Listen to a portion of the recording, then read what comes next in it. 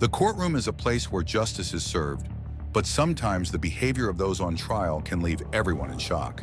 For the period of not less than 40 years. And Philip Chisholm will serve 40 years in prison before he gets a chance for parole. His mother broke down in tears on hearing it. The parent of the Danvers High School math teacher he murdered had asked for more. And the gaping hole in our lives will never be filled. This victim impact statement as an image of Colleen Ritzer and her siblings shown overhead. Her mother brought Colleen's jar stuffed with happy memories she'd jotted down daily until the day she was killed. Take the case of Philip Chisholm, a ninth grader who stood trial for the murder of his 24-year-old math teacher, Colleen Ritzer. On October 22, 2013, Colleen had asked Chisholm to stay after school for extra help, unaware that her kindness would lead to a horrific end.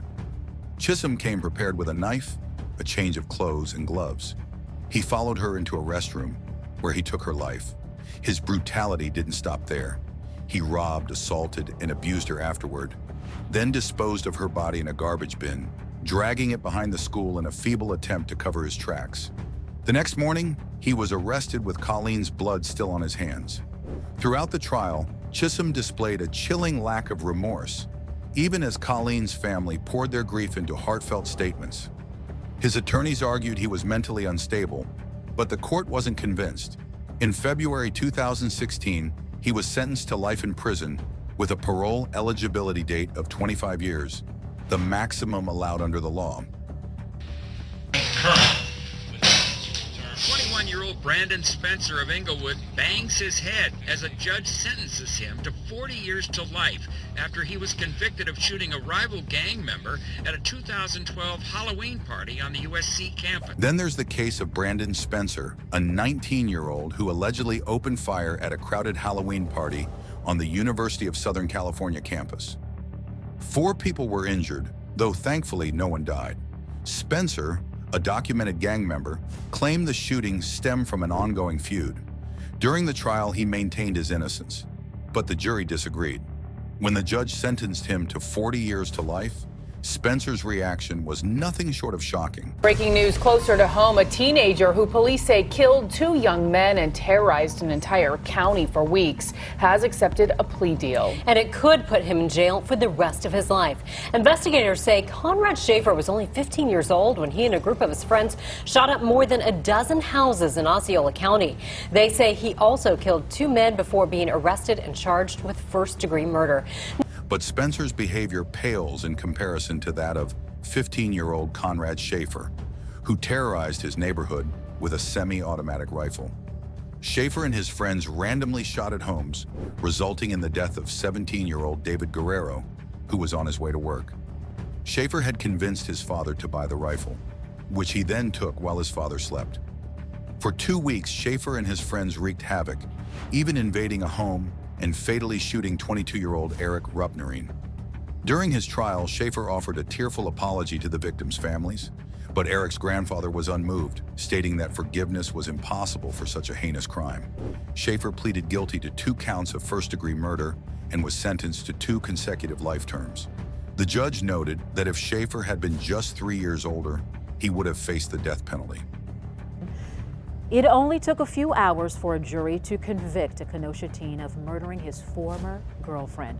Martise Fuller. Another case that shocked the nation involved 15-year-old Martise Fuller, who broke into his ex-girlfriend's home and fatally shot her while she listened to music. Her mother, who rushed to the scene, was shot twice but survived. Throughout the trial, Fuller showed little emotion, even as the jury found him guilty of first-degree intentional homicide. At his sentencing, he finally displayed some emotion, delivering a statement through his attorney in which he apologized but maintained his innocence. The judge, however, saw through his act, calling him a very dangerous and damaged human being and sentencing him to life without parole. Fuller's indifference to his sentence was chilling, a reminder of the darkness that can lurk behind a youthful face. We, the jury, finds as follows: defendant in this case, defendant is guilty of murder in the first degree as charged. So say we all. Now you can see that me broke down right as that verdict was read. She was obviously hoping that the jury would convict her on a lesser charge, perhaps accessory to murder or manslaughter.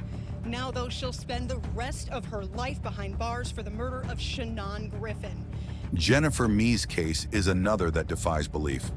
At 15, she gained fame as the hiccup girl due to her uncontrollable hiccups, which landed her on TV shows. But when her hiccups were cured, her fame faded and she craved attention. At 19, she orchestrated a robbery with her boyfriend and another friend, luring a 22-year-old man to a vacant home where they robbed and shot him, stealing a mere $50. During her trial, a recorded jail call to her mother was played, in which she casually discussed the murder. She was sentenced to life without parole. Her demeanor in court as cold as the crime she committed.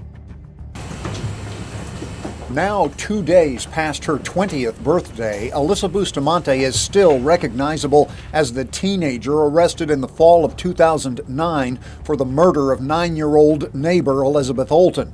If convicted of first-degree murder, Bustamante could not have been executed because of her age. Under Missouri law, the only other option was life in prison without parole. All right, you ready to call your first witness? Alyssa Bustamante's case is equally horrifying. At 15, she lured her 9-year-old neighbor, Elizabeth Olton, into the woods, strangled her, stabbed her, and slit her throat before burying her in a pre-dug grave. Bustamante then attended a church dance as if nothing had happened. When police found Elizabeth's body 2 days later, Bustamante confessed. She pleaded guilty to second-degree murder to avoid a life sentence without parole. At her sentencing, she apologized, but the judge was unmoved, sentencing her to life with the possibility of parole after 35 years. Her lack of emotion and the calculated nature of her crime left the courtroom in disbelief.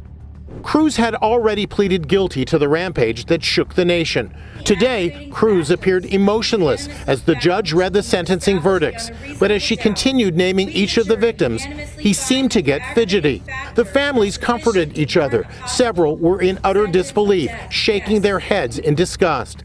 As families left the courtroom, hugs and tears. Nicholas Cruz's name is forever etched in infamy as the perpetrator of the deadliest high school shooting in U.S. history. On February 14, 2018, he killed 17 people and wounded 17 others at Marjorie Stoneman Douglas High School in Parkland, Florida. Cruz had legally purchased the AR-15 rifle he used, and despite numerous warning signs, no one stopped him. During his trial, he pleaded guilty but showed no remorse, even laughing at times.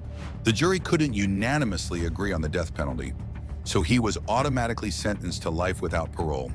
His lack of emotion and the sheer scale of his crimes left the victims' families devastated and angry. Donta Wright sat in court smiling and nearly laughing as a mother shed tears for her son shot and killed by Wright. I've lost laughter and love. I no longer have the hope of having grandchildren. I've lost the enjoyment of holidays and birthdays and of everyday life. Wright addressed the court showing no remorse. I just want to tell y'all. Wright's case is another example of courtroom theatrics. The 18-year-old was involved in the murder of Jordan Klee, a high school athlete, during a robbery. Klee fought back, so Wright shot him in the back of the head. At his sentencing, Wright showed no remorse, telling the victim's family, "I'll be home soon." The judge was furious, threatening to reject the plea deal and send Wright to trial, where he could face life without parole. Wright was eventually sentenced to 25 to 52 years, his arrogance overshadowing any chance of leniency. These cases reveal the darkest corners of human behavior, where youth and violence collide in unimaginable ways. The courtroom becomes a stage for both justice and shocking displays of indifference, leaving us to wonder what drives such brutality and how society can ever hope to heal from it. I would give my life for Austin. I loved him a lot. A young convicted killer cries in court before learning his fate for the violent murder of his girlfriend's son. Then there was 16-year-old Dylan Schumacher, who was babysitting his girlfriend's 23-month-old son, Austin, when he beat the toddler to death in a fit of rage. Schumacher claimed he was just trying to get the child to stop crying, but the autopsy revealed severe brain bleeding from repeated blows. In court, Schumacher broke down in tears, apologizing and saying he wished he could trade places with Austin. But the judge saw through his act, revealing a recorded jail call where Schumacher bragged, "I'm a 16-year-old blonde. All I have to do is cry in front of the jury and they'll feel sorry for me. He was initially sentenced to 25 years to life, later reduced to 18 years. But his manipulative behavior made it clear he was anything but remorseful. One thing is certain, the stories of these young offenders leave an indelible mark on everyone who hears them. They force us to confront uncomfortable truths about evil, accountability, and the limits of forgiveness. And while the courts may deliver justice, the scars left by these crimes never fully heal for the victims' families. The final lesson is perhaps the most unsettling. Monsters aren't always grown adults. Sometimes they're just kids,